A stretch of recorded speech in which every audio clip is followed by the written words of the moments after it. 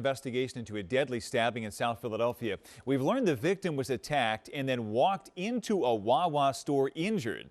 Action News reporter Jillian Mealy joining us now live with the latest. And Jillian, you spoke with the victim's mother today, who's grieving and trying to find some answers here. That's right, Brian. She wants answers, and she doesn't want her son, Roger Segal, to be another number. So she wanted to tell us who he was before he was found stabbed in that Wawa parking lot.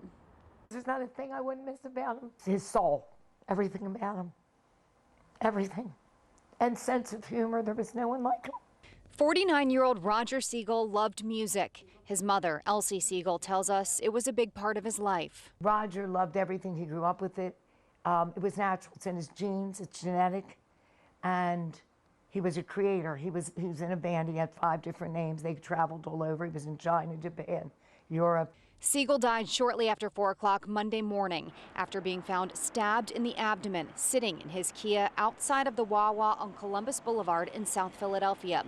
Police sources tell Action News they believe the 49-year-old was stabbed in or near his vehicle in the parking lot. My immediate reaction was, nobody saw him. He died alone, and we would have gone to the hospital.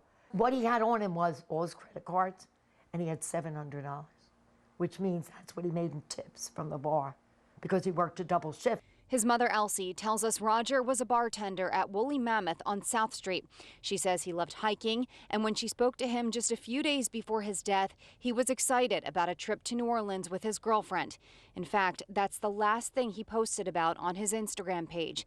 Now, she struggles to figure out how to go on without him. I don't know how I do it, because I'm only talking, keeps me from crying, which I'm about to do now, and they don't mind.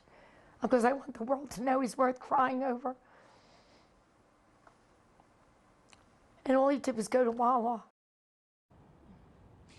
Now, sources tell us that there is surveillance video showing he was in distress when he went into that Wawa, and that he went in to order a sandwich after being stabbed. So details are still unfolding. Police say as of right now, they do not have any suspects or persons of interest. So if you have any information, they want to hear from you. We are live in King of Prussia. I'm Jillian Mealy, Channel 6 Action News. Sarah. Yes.